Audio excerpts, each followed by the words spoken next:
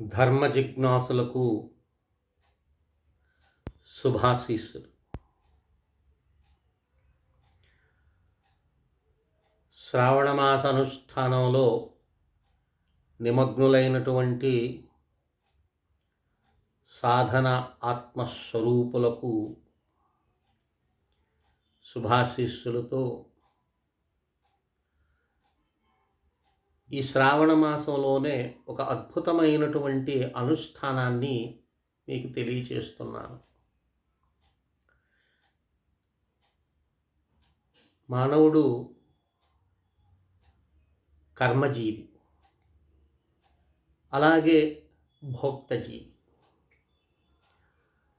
జన్మ జన్మాంతరాల్లో చేసినటువంటి కర్మల యొక్క విశిష్టత చేత సుఖదుఖాలు అనేటటువంటివి లభ్యమవుతూ ఉంటాయి మానవుడికి.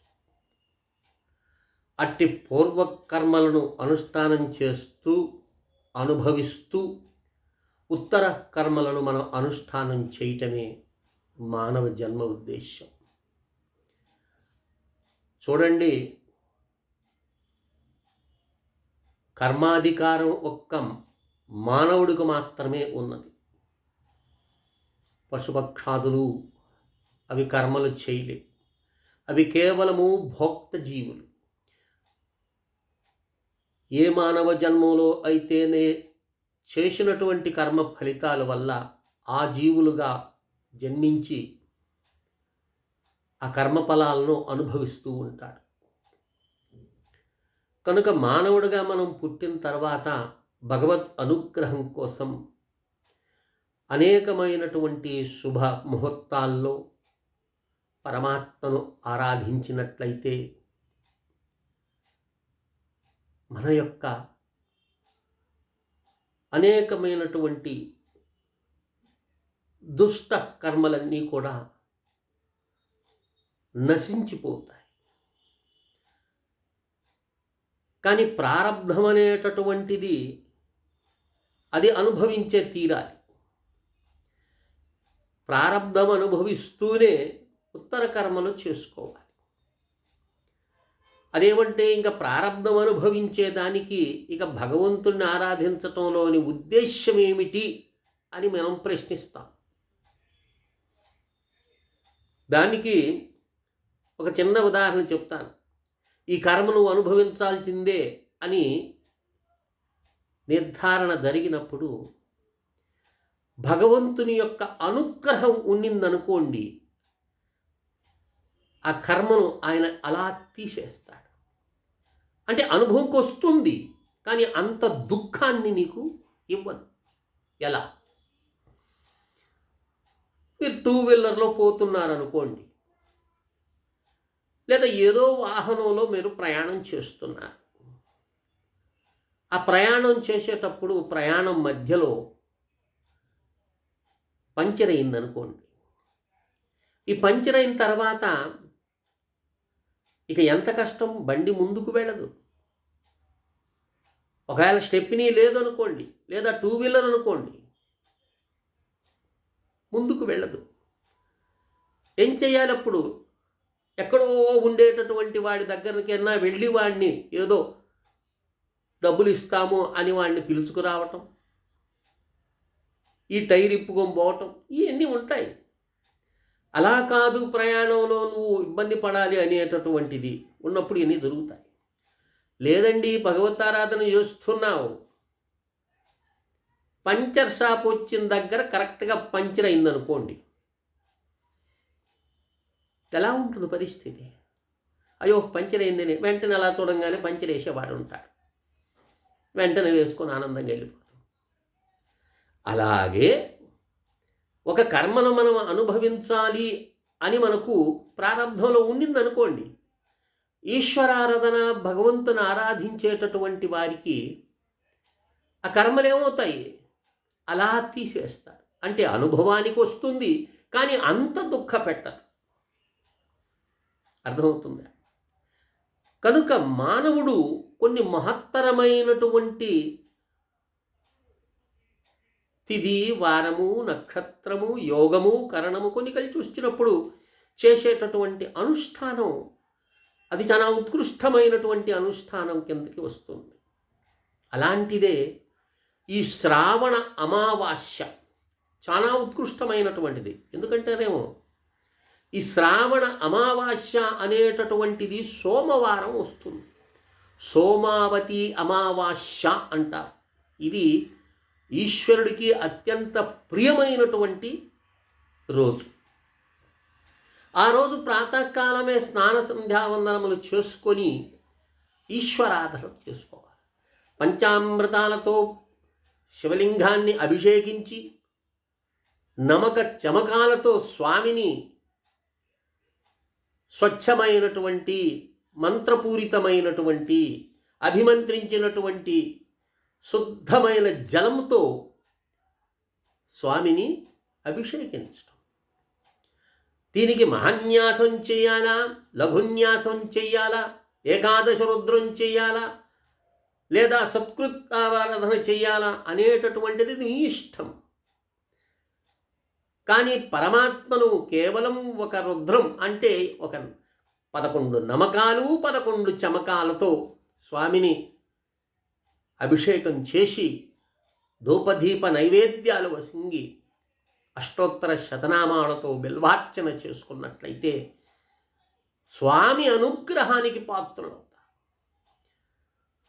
స్వామి అనుగ్రహం అనేటటువంటిది లభిస్తే చాలు. అంటే చరాచర ప్రపంచమంతా కూడా ఆయన అనుగ్రహం మీదనే నడుస్తుంది.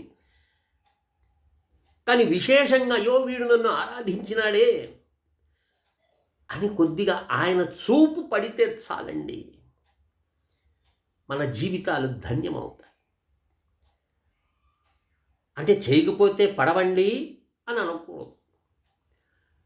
చేయకూడితే మామూలుగా చేయలేదనుకోండి, ఏం చేయడు ఆయన, ఏమిరా నువ్వు నన్ను ఆరాధన చేయలేవు, నువ్వు నరకానికి పంపిస్తాను అని అనడు.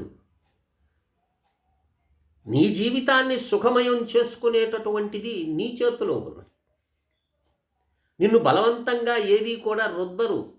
భగవంతుడనేటటువంటి వాడు నన్ను ఆరాధించకపోతే నిన్ను నరకంలో పడవేస్తాను అనేటటువంటి వ్యర్థ మాటలు పలకడాయన. కనుక ఇట్టి ఉత్కృష్టమైనటువంటి సోమ అమావాస్య 2వ తారీఖు మనకు ఈ శ్రావణ అమావాస్య 2వ తారీఖు వస్తుంది. సెప్టెంబర్ నెల 2వ తారీఖు 2024. స్వామి మీరు చెప్పిన విధంగా మేము ఈ రుద్రాభిషేకాలు ఇవన్నీ మేము చేసుకోలేము అనేటటువంటి వారు మాకు ఇళ్లల్లో కుదరదు, ఆ రోజు ఆలయానికి పోయి చేపించుకునేటటువంటి సౌకర్యం కూడా మాకు లేదు ఉంటారు కదండి. మానవుడు కర్మ ప్రపంచంలో ఎలా ఉంటాడంటే ధనార్జన కోసంగా చేసే ప్రయత్నంలో ఆఫీసులకు వెళ్ళేటటువంటి వారు, ఉద్యోగ ధర్మంగా ఇంకెక్కడికైనా వెళ్ళేటటువంటి వాళ్ళు ఇలాంటివి చేయలేకపోవచ్చు. ఎందుకంటే మాకు సమయం లేదండి, అంతసేపు మేము కూర్చొని చేయలేము. ఒకవేళ వాళ్ళని మనం ఆలయాలకు తీసుకొచ్చినా వాళ్ళు మాటికి గడియారం వైపు చూసుకుంటుంటారు, టైం ఉంటుందా లేదా వెళ్ళిపోవాలి అంటే వాడి పరిస్థితి అలాంటిది. కనుక అవకాశం ఉన్నటువంటి వారు చక్కగా పరమేశ్వరుని ఆరాధించాలి. స్వామి మేము ఆరాధించలేము స్వామి అనేటటువంటి వారు ఎవరైనా ఉంటే శ్రద్ధాభక్తి కలిగినటువంటి వారు మీ గోత్ర నామాలు నా వాట్సాప్కు పంపండి. ఎందుకంటే మేము ఎడదిరిగి చేస్తుంటాం. ఆ చేసేటటువంటి సమయంలో మీ గోత్రనామాలు నేను చెప్పినంత మాత్రం నాకేం లక్షల్లో వచ్చి పడవనుకోండి, ఏదో 10 మందో 20 మందో చేస్తారు, అంతకన్నా ఎక్కువ చేయరని నాకు తెలుసు. వారి పేర్లంటే ఇంటిల్లపాది పేర్లు కాదు సుమా. ఒక గృహస్థుడే, నీ భార్య, నీవు సహ కుటుంబానాం క్షేమ స్థైర్య ధైర్య విజయ అభయ ఆయురారోగ్యైశ్వర్యాభివృద్ధ్యర్థం సోమావతి అమావాస్య రుద్రాభిషేకం అహం కరిష్యే అని అంటే చాలు. ఇంట్లో 10 మంది ఉంటే వాడు 10 మంది పేర్లు పంపించాల్సిన అవసరం లేదు. భార్యాభర్తలు, వాళ్ళ యొక్క గోత్రం. ఇది నా వాట్సాప్కి పంపించు 9966690246కి. మీరు చేస్తున్నట్లు మాకు ప్రూఫ్లు ఏమిటి ఇవన్నీ అడగదు. ఎందుకంటే అదంతా నేను రికార్డింగ్ చేసి మీకు పంపించి వాట్సాప్లో పెట్టే శక్తి నాకు లేదు, ముందే చెప్తున్నాను. ఎందుకంటే నేను ఒక్కడిని చేసుకుని ఆ భగవతారాధనలో ఉన్నప్పుడు నేను ప్రత్యేకించి వీడియో మీద దృష్టి పెడితే పరమేశ్వరుడు నన్ను మెచ్చడు. నువ్వు చేస్తున్నది ఏమిటిరా అని ప్రశ్నిస్తున్నా. చేసేటటువంటి కర్మ శ్రద్ధాభక్తులతో ఉండాలి. అనేకమైన యజ్ఞయాగాదులు చేసున్నాం. ఈనాటికి ఎక్కడికైనా యజ్ఞయాగాదులకి పూజలకు వెళ్ళతే కనీసం సెల్ ఫోన్ ఎత్తుకొని వెళ్ళను నేను. మనం చేసేటటువంటిది శ్రద్ధ భక్తిగా ఉండాలి, దాని మీద దృష్టి ఉంటుంది. అందుకని అలాంటివి మీరు వాంఛించొద్దు. ఆ స్వామి చేసేటప్పుడు మేము చూడాలి కదా, ఇవన్నీ కాదు. నాకు నా మీద నమ్మకం ఉంటేనే మాత్రమే మీ యొక్క భార్యాభర్తల పేర్లు గోత్రం చాలు. నా ఫోన్ నంబర్కి పంపిస్తే వాట్సాప్కి నేను చేస్తున్నాను కాబట్టి మీ పేర్లు కూడా మీ గోత్రం కూడా చెప్పి స్వామి సంకల్పం ద్వారా మీరందరూ సుఖంగా ఉండాలి అనేటటువంటి ఉద్దేశంతో సంకల్పంలో చెప్పి ఇక నా పూజ కొనసాగిస్తాను.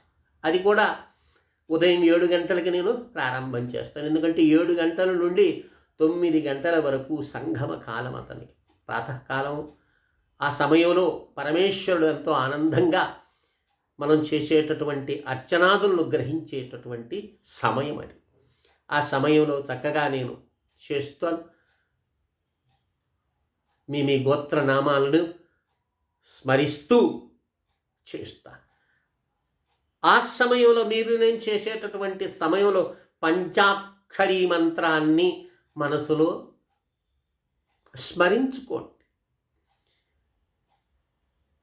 అర్థమవుతుందా?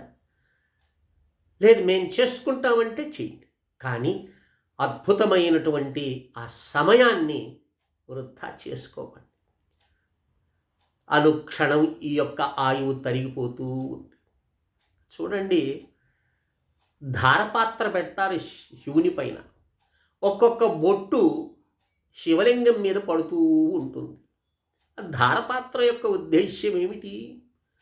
అనుక్షణము ఆయువు తగ్గిపోతూ ఉంది. అనుక్షణము ఆ ఆయువు తీరే లోప పరమాత్మను గ్రహించాలి, ఆత్మతత్వాన్ని గ్రహించాలి. అంతేగాని కోరికల మూటలతో స్వామి చుట్టూ తిరగటం అనేది అజ్ఞానులు చేసే పని. ఈరోజు ఒక కోరిక తీరుతుంది, అంతటితో సంతోషిస్తావా? లేదు. ఏం చేస్తావు? మరొక దానికోసం ప్రయత్నం చేస్తాం. అంటే నీ ఇంద్రియములను సుఖపెట్టటము, సంతోష పెట్టడం అనేది అసాధ్యమైన పని. అది గ్రహించిన నాడు ఆత్మతత్వం వైపు దృష్టి మల్లుతుంది. ఆత్మతత్వం వైపు దృష్టి మళ్ళిన తర్వాత ఏమవుతుంది? పరతత్వం మీద ప్రీతి జనిస్తుంది. ఆ ప్రీతిని భక్తి అంట. ఇక భక్తుడికి నియమ నిబంధనలు ఉండవు. ఎక్కడ కూర్చున్న నాణ్యమైనటువంటి చింతన నడుస్తూ ఉంటుంది. కనుక ఈ చెప్పినటువంటి సోమావతి అమావాస్యను అందరూ కూడా సద్వినియోగం చేసుకొని ఆనందంగా వర్ధిల్లుతారని ఆశిస్తూ శ్రీ విద్యోపాసకులు శ్రీ మండే లక్ష్మీ నరసింహారావు లోకా సమస్తా సుఖినో భవంతు. ఓం తత్సత్, ఓం తత్సత్, ఓం తత్సత్.